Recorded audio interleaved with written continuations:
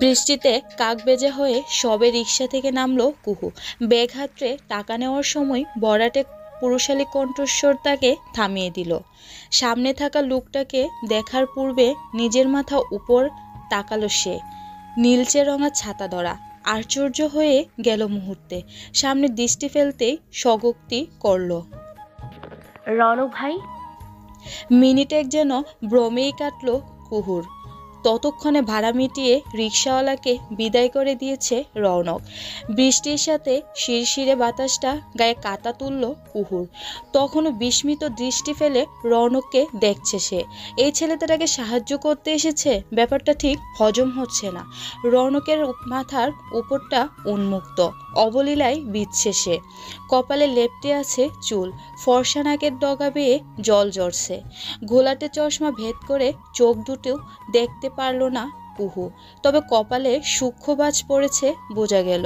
থমথমে গম্ভীর স্বরে বলল রৌনক, তোমার যে বোধ বুদ্ধি নেই সেটা আরো একবার প্রমাণ করলে। এখন প্রায় বৃষ্টি হয়, অন্তত ছাতা নিয়ে বেরোনো উচিত ছিল। সব সময়ের মতো এবারও রৌনকের তিক্ত কথা ভালো লাগলো না কুহুর। চোখে মুখে রাগ টেনে বলল সে, আপনাকে কে বলেছে নিজের ছাতা নিয়ে এসে দয়া দেখাতে? রিক্সা ভাড়া কেন দিলেন? এগুলো শোধবোধ করার জন্য এখন কথা শোনাচ্ছেন? কুহুর জাজালো স্বর চোখ মুখ কাঠিন্যে করে দিল রৌনকের। কিঞ্চিত থতমত খেল কুহু। এ চোখের ভাষা সে সহজেই বুঝতে পারে। এই মুহূর্তে যে লোকটা মনে মনে তাকে বেয়াদব নির্বুধ বলছে এতটুকু বুঝতে বাকি নেই। টিচার হিসেবে রৌনক তার থেকে যথাযথ সম্মান পাওয়ার মতো ব্যক্তি, তবে সেটা বিশ্ববিদ্যালয়ে, এখানে নয়। নিজের মতো ভেবে নিয়ে হনহন করে সামনে যাত্রী ছাউনিতে গিয়ে দাঁড়ালো কুহু। এক্ষুনি বাস ধরতে হবে তাকে। আরও বেশ কয়েকজন লাইনে দাঁড়িয়ে আছে বাসের অপেক্ষায়। ভেজা গা ঝেড়ে নিল কুহু। আশ্বিন মাসে বৃষ্টির সাথে ঠান্ডা বাতাস থাকে। মুহূর্তে মাথা ধরে গেল। সামনেই পরীক্ষা। আজকে অ্যাডমিট কার্ড নেওয়ার শেষ তারিখ। কেন যে দুদিন আগে রিসার সাথে এলো না, তাহলে আজকে একা আসতে হতো না তাকে। ঠান্ডায় হাঁচি আসছে কুহুর। দ্বিতীয়বার আর রৌনকের দিকে দৃষ্টিপাত করলো না সে। মিনিট পাঁচের মধ্যে সামনে সিএনজি এসে থামলো। গাড়ি থেকে রৌনককে বেরোতে দেখে আরেক দফা চমকে গেল কুহু। লোকটা একেবারে ভিজে চুপচুপ হয়ে গেছে। আকাশি রঙা চেক শার্টটা ভিজে গায়ের সঙ্গে লেপটে গেছে একদম। থমথমে গলায় কুহুকে সিএনজিতে উঠে বসতে বলল রৌনক। চোখ মুখ শক্ত করে বলল কুহু। আশ্চর্য। সফেদ রঙা কুর্তি পরেছে কুহু, গলায় স্কার্ফ ঝোলানো। ভেজে যাওয়ার দরুন শরীরের বাজ স্পষ্ট বোঝা যাচ্ছে। আশেপাশে কয়েকটা ছেলে পেলে আর চোখে দেখছে। বিষয়টা দৃষ্টিগোচর হলো না রৌনকের। কপালে থাকা মোটা রগগুলো দৃশ্যমান হলো। রাগত্ব দৃষ্টি ফেলে কুহুর হাত চেপে ধরল শক্তপুক্ত পুরুষালী হাত। বিস্ময়ে কথা বলতে পারল না কুহু। রৌনকের এই রূপ তার কাছে নব্য। এক প্রকার টেনে নিয়ে সিএনজির সামনে চলে আসলো রৌনক। রাগে শরীর কাঁপছে কুহুর। দাঁতে দাঁত চেপে বলল, আশ্চর্য। কি শুরু করেছেন রাস্তাঘাটে? বলেছি তো বাস ধরে নেব। চোখ বন্ধ করে প্রলম্বিত শ্বাস ফেলল রৌনক। নিজেকে ধাতস্থ করে নিয়ে বলল, বাসায় চলে যাও তুমি। অ্যাডমিট কার্ডের ব্যাপারটা আমি দেখছি। এমনিতে তো পড়াশোনা ঠিকঠাক করো না, সামনে পরীক্ষা। জ্বর বাঁধিয়ে নিলে নিশ্চয়ই ইমপ্রুভমেন্ট দিতে হবে।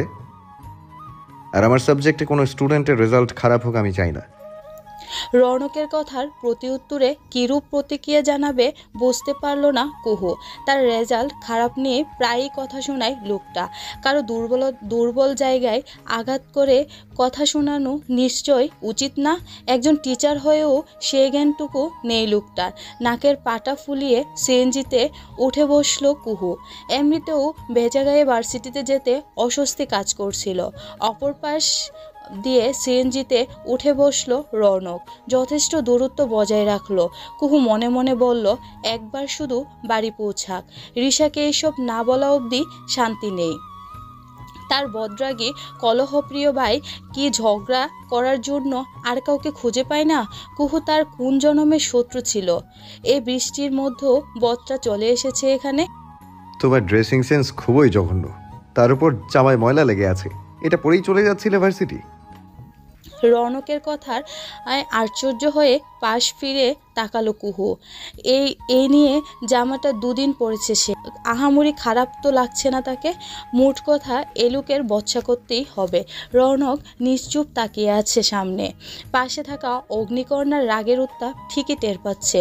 এখন কিছু বলতে গেলে নির্ঘাত রক্ষা নেই। রাগে ফুসফুস করল কুহু, চোখ জলে ভরে গেল। ইচ্ছে করছে চলন্ত গাড়ি থেকে ঝাঁপিয়ে পড়ুক, এই লোকটাকে ফাঁসিয়ে দিয়ে বিদায় নেক দরুনি থেকে। বাকি আর একটা তু শব্দও করল না। চলন্ত গাড়ির হিম হাওয়া দাঁতের পাটি শক্ত হয়ে আছে তার, নয়তো উচিত জবাব ঠিকই দিত সে। আফসানা বেগম 3 বছরের ছোট নাতিকে নিয়ে খেলছেন। রান্নাঘরে ব্যস্ত তুহা। কলিং বেল বাজতেই গ্যাস বন্ধ করে এগিয়ে গেল সে। দরজা খুলে কুহুকে দেখে অবাক হলো। খানিকক্ষণ আগে তো বেরিয়েছিল মেয়েটা, চোখে মুখে কেমন রাজ্যের আদার। নিশ্চুপ রুমের ভেতর চলে গেল কুহু। পেছন পেছন তুহাও আসলো। আয়নায় দাঁড়িয়ে নিজেকে দেখছে কুহু। খারাপ তো লাগছে না দেখতে, জামাটা একদমই নতুন। সবচেয়ে বড় কথা, কুহু পছন্দের জামার মধ্যে এটা একটা। অবশ্য এই গেউ ছেলেটা বুঝবে কি ড্রেস চেঞ্জ। তোমাকে এমন বিধ্বস্ত লাগছে কেন কুহু? ভার্সিটিতে যেতে পারোনি? কিছু হয়েছে? ভাবির কথায় ঘুরে তাকালো কুহু, অপ্রস্তুত হয়ে বলল, হ্যাঁ না মানে যে বৃষ্টি নেমেছে দেখো না, আমি তো ছাতা নেইনি। এই ভেজা জামা নিয়ে কি যাওয়া যায়? ভালো করেছো, অসুখ বেঁধে যেত নয়তো। যাও ফ্রেশ হয়ে এসো, রান্না প্রায় শেষ, খাবে এসো। কথা শেষ করে চলে যাওয়ার জন্য পা বাড়ালো তুহা। পিছু ডেকে বলল কুহু, এই জামাটায় কি আমাকে খুব বাজে দেখতে লাগছে ভাবি? কুহুর কথায় ঘুরে তাকালো তুহা। সন্দিহান দৃষ্টিতে দেখে নিয়ে বলল, একদম না, ফর্সা গায়ে সাদা রংটা খুব মানানসই, তবে তোমাকে শাড়িতে বেশি সুন্দর লাগে কুহু। আফসানা বেগম বসার ঘর থেকে ছেলের বউকে ডাকলেন। তড়িঘড়ি করে চলে গেল তুহা। কুহু হতভম্ব হয়ে দাঁড়িয়ে রইল। এখন কি শাড়ি পরে ভার্সিটিতে যাবে নাকি সে? ফের আয়নায় দাঁড়িয়ে নিজেকে দেখে নিয়ে ঠোঁট উল্টে ওয়াশরুমে চলে গেল। সারাদিন তুমুল বর্ষণের পর বিকেলটা একেবারেই স্নিগ্ধ লাগছে। চারিদিকে ভেজা এক গ্রান ছড়িয়ে আছে। ডায়েরি নিয়ে ব্যালকনিতে এসে বসলো রৌনক। সামনে ছোট গোল টেবিলটায় ডায়েরি রেখে আকাশে মত্ত হলো। এখনো মেঘেদের আনাগোনা দেখা যাচ্ছে। প্রলম্বিত শ্বাস ফেলে ডায়েরি খুলে লিখতে বসলো সে। বৃষ্টি স্নাত দিনে আর্দ্র গায়ে তুমি যেন এক জীবন্ত কাঠগোলাপ। অপার সে সৌন্দর্য, মোহনীয় যার সুভাষ, মনোমুগ্ধকর এই রূপ, মিলেমিশে এক মায়াবতী, যার জন্য 1000 বছর জাতকের মতো অপেক্ষা করা যায়। তৃষ্ণার্থ বুকে তোমার এক ফোঁটা ভালোবাসায় পিপাসা মেটাতে আমি অপেক্ষারত মেয়ে। ভাইয়ের রুমে আসলো রিশা, হাতে গরম কফির মগ। বোনের উপস্থিতি টের পেতেই ডায়েরি বন্ধ করে একপাশে রাখলো রৌনক। ঠোঁটে হাসি ঝুলিয়ে হাত বাড়িয়ে কফির মগ নিল। রিশা কৌতূহল টেবিলে থাকা সোনালি রঙা শক্ত মুড়োকে ডায়েরিটিতে। কখনো ওটা হাতে ধরার সৌভাগ্য হয়নি। রৌনক না থাকলে এটা খুঁজেও পাওয়া যায় না। কফিতে চুমুক রেখে বলল রৌনক, আমার টেবিলের ওপর কুহুর অ্যাডমিট কার্ডটা রাখা আছে, আসলে দিয়ে দিস। একটু পরেই বোধহয় এসে যাবে নালিশ জানানোর জন্য। রৌনকের কথা শুনে তপ্ত শ্বাস ফেলল রিশা। তার মানে আজকেও কিছু ঘটেছে। এই মেয়েটাকে ভাইয়ের বউ করে নিয়ে না আসা পর্যন্ত শান্তি মিলবে না। ব্রুদয়ের মাঝে ঈষৎ বাজ ফেলে বলল রিশা, দিন দিন তুমি যেভাবে কুহুর মন থেকে উঠে যাচ্ছ, আমার মনে হয় না এও জন্মে কুহু তোমাকে বিয়ে করবে। ওর কথাই বোঝা যায় তুমি ওর চক্ষুশী। ছোট থেকেই শান্তি দিচ্ছ না মেয়েটাকে। মৃদু হাসলো রৌনক। কফিতে মনোযোগী হয়ে বলল, সাধে কি নির্বোধ বলি? বোঝার ক্ষমতা থাকলে আমার প্রতিটা কথা ঝগড়া করার মানে খুঁজতো। তুমি খুব সিরিয়াস হয়ে ঝগড়া করো কুহুর সাথে, বোঝার উপায় নেই। এতে ভালোবাসার সংমিশ্রণ আছে ভেতরের রুম থেকে মায়ের ডাক আসলো। কথা শেষ না করেই চলে গেল রিসা। সোফায় বসে আছে কুহু, হাতে বই খাতা, চেহারায় ক্লান্তির ভাঁজ পড়ল রিসার। এখনো কুহু শুরু করে দিবে নন স্টপ বকবক। চেষ্টা করে কুহুকে নিয়ে রুমে চলে গেল রিসা। নাস্তার ব্যবস্থা করতে গেলেন শারমিন বেগম। সন্ধ্যা প্রহর, বাইরে আবারও শুরু হলো ঝিরঝির বৃষ্টি। জানালার কাছে দাঁড়িয়ে আছে রিসা, খাটে বসে কথার জুড়ি খুলেছে কুহু। হাই স্কুল থেকে দুজনের বন্ধুত্বের সম্পর্কটা খুব গভীর। রিসার কাছে লুকাবার মতো কিছুই নেই কুহুর। কথার মাঝে নাস্তা নিয়ে আসলেন শারমিন বেগম। কথা বিরতি দিল কুহু, শান্ত হয়ে হাসার চেষ্টা করলো। একটু আগে যে রুমে কথার যুদ্ধ চলেছে সেটুকু বুঝতে দিল না আন্টিকে। রিসা এগিয়ে এসে হামলে পড়ল চিকেন বলের বাটির উপর। কুহু চোখ বড় বড় করে বলল, এই, তুই আমার ভাগেরটাও নিয়ে নিলি কেন রিশু? একটা মুখে পুড়ে নিয়ে চিবুতে চিবুতে বলল রিসা। তোর সামনেই তো বাটি রাখা ছিল, আগেই নিতে পারলি না? কুহু উঠে আসতেই বাটি নিয়ে দৌড় লাগালো রিসা। কড়া স্বরে মেয়েকে বাটি ফিরিয়ে দিতে বললেন শারমিন বেগম। স্থির হয়ে দাঁড়ালো রিসা, মুখে আরও 2-3টা পুড়ে নিল। কোমরে হাত রেখে চোখ পাকিয়ে তাকালো কুহু। ভীষণ অভিমান হলো তার। রিসা সবসময় তার ভাগের সবকিছু এভাবে ছিনিয়ে নেয়। শারমিন বেগম এগিয়ে এসে কুহুর মাথায় হাত বুলিয়ে দিলেন। ঠোঁটের কোণে হাসি নিয়ে জানালেন, এক্ষুনি আরেক বাটি তৈরি করে নিয়ে আসছেন। সেখান থেকে রিসাকে একটাও দেওয়া হবে না। কুহুকে ডাইনিং রুমে যেতে বলে বেরিয়ে গেলেন শারমিন বেগম। অত্যল্পকালে অভিমানটুকু উবে গেল কুহুর। মুখটা চুপসে গেল রিসার। মা আগেই জানতো রিসা যে হামলে পড়বে খাবারে, তাই অল্প কয়েকটা নিয়ে এসেছিল। বেঞ্চি কেটে বলল কুহু, হামলে পড়ার শাস্তি বোঝ এবার। আমার সকল কিছুতেই তোর ভাগ চাই। বিয়ের পর না জানি বলবি আমার জামাইয়েরও ভাগ তোর চাই। শেষের কথাটা শুনে খাবার গলায় আটকে গেল রিসার। কোনো রকম গিলে নিয়ে বলল, জামাইয়ের ভাগ নিয়ে তোর এত চিন্তা? ঠিক আছে, তাহলে আমার ভাইয়ের বউ করে নিয়ে আসবো তোকে। কথাটা শুনে ভয়ানক রাগ হলো কুহুর। চোখ মুখ কুঁচকে নিয়ে বিরস মুখে বলল, জীবনে বিয়ে না হলেও তোর ভাবি হব না।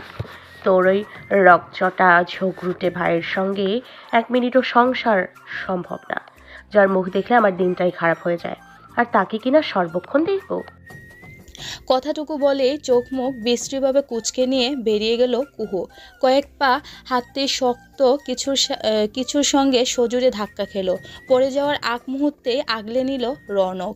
চোখ তুলে তাকাতেই মুখটা থমথমে হয়ে গেল কুহুর। গম্ভীর এক মুখশ্রী তার দিকে ঝুঁকে তাকিয়ে আছে। অপ্রস্তুত হয়ে কয়েকবার চোখের পাতা ঝাপটালো কুহু। ভরাট স্বরে বলল রৌনক, এইখানে কি রেস খেলছো? এত স্পিডে কেউ হাঁটে?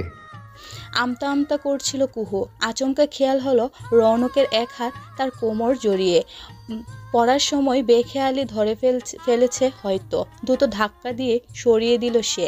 ঠিকঠাক হয়ে দাঁড়ালো, হাত ভাঁজ করে দাঁড়িয়ে বলল রৌনক, কি বলছিলে রিশাকে? আমার সঙ্গে সংসার সম্ভব নয়? আরও কি কি জানি বলছিলে? তোমার কি ধারণা এমন একটা গর্থপ মেয়েকে আমি বিয়ে করব? মাথা ভর্তি গোবর, যে কিনা পড়াশোনায় ডিম। কি ভাবো নিজেকে? রৌনকের কথায় তেতে উঠল কুহু। চোখে মুখে ভয়ানক রাগ টেনে বলল, আমি নিজেকে রানী এলিজাবেথ মনে করি রৌনক ভাই। আপনি কোথাকার কোন রাজকুমার শুনি? চোখে সারাক্ষণ একটা আদিকালের ফ্রেমের চশমা পরে থাকেন। নাকটাও কেমন মোটা। ক্লাসে পড়ানোর সময় হাবলার মতো দেখতে লাগে। ইউনিভার্সিটিতে কত ছেলে আমার পেছনে ঘুরে জানেন, আর আমি কিনা এই কানা মাস্টারকে বিয়ে করব? হয়েই গেছে। কথাটুকু বলেই ধূপতাপ পা ফেলে ডাইনিং রুমে চলে গেল কুহু। রৌনক দাঁড়িয়ে রইল কিংকর্তব্য বিমুখ হয়ে। বাসা হারিয়ে ফেলল সে। তার মানে কুহু তাকে নিয়ে এই ধারণা রাখে মনে? মেয়েটা সত্যি স্টুপিড। কত মেয়ের প্রেমের প্রপোজাল অপেক্ষা করেছে রৌনক। তার কোনো ধারণা আছে এই নির্বোধ মেয়ের?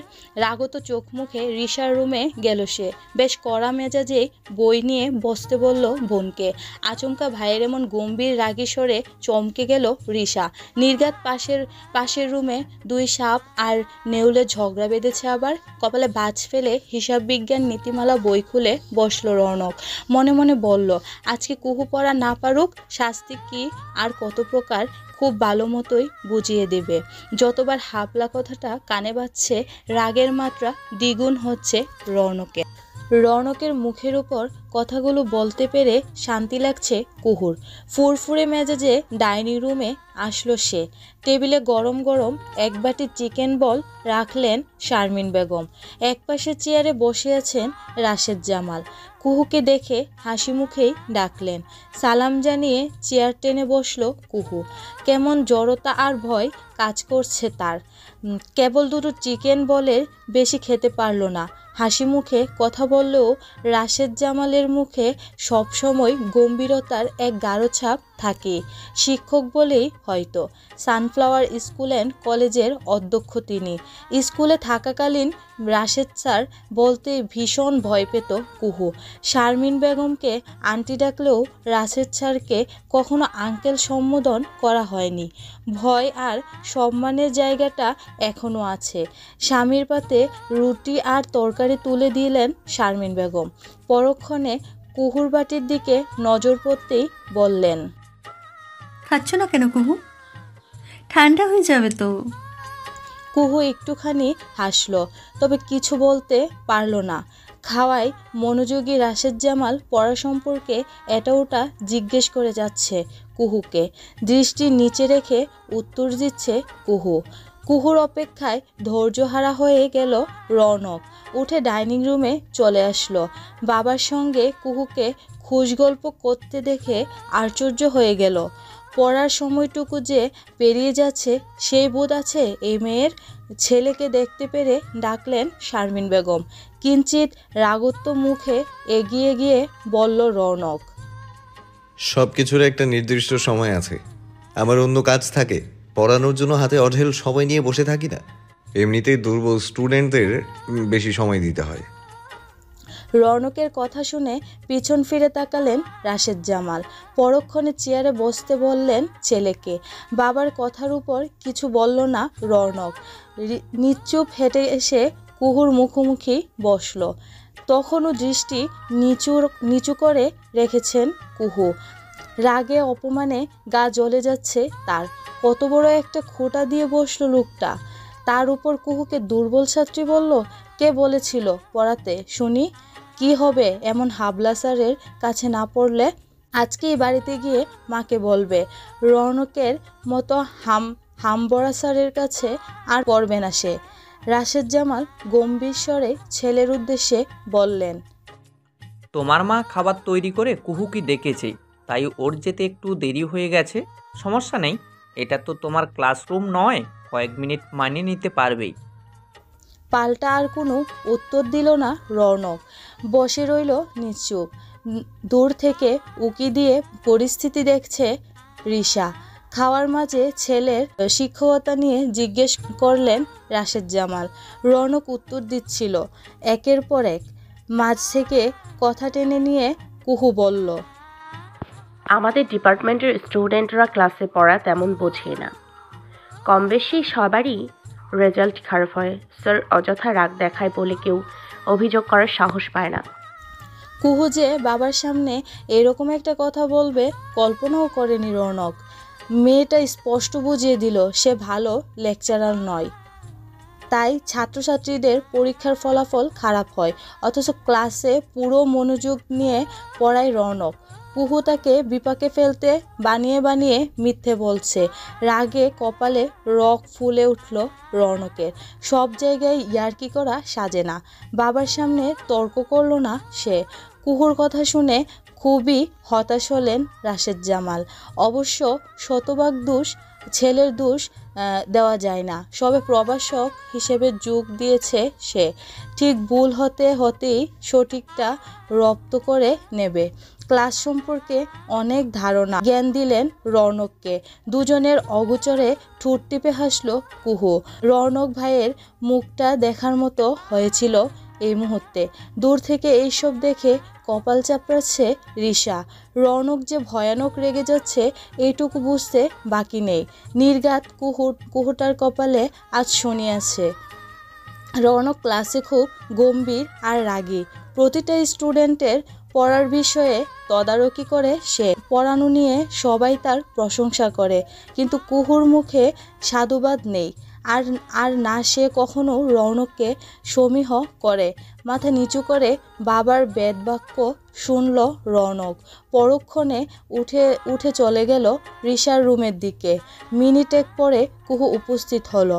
রৌনকের হাতে হিসাব বিজ্ঞান নীতিমালা বই দেখে শুকনো ডুব গেল খানিক। ম্যাথ বিষয়টা একটুও ভালো লাগে না তার। খানিকটা হাসার চেষ্টা করে নিজের বই এগিয়ে ধরে বলল, হ্যালো গাইস, ভিডিওটি ভালো লাগলে একটু লাইক করে দিও, আর অবশ্যই কমেন্ট করে জানাও ভিডিওটি তোমাদের কেমন লেগেছে। আর ভিডিওটির পরবর্তী পার্ট খুব তাড়াতাড়ি আসবে, তো যারা এখনও চ্যানেলটিকে সাবস্ক্রাইব করোনি প্লিজ পরবর্তী পার্টগুলো দেখার জন্য চ্যানেলটিকে সাবস্ক্রাইব করে পাশে থাকা বেল আইকনটি প্রেস করে দিও। ধন্যবাদ সবাইকে, আমাদের সাথেই থেকো।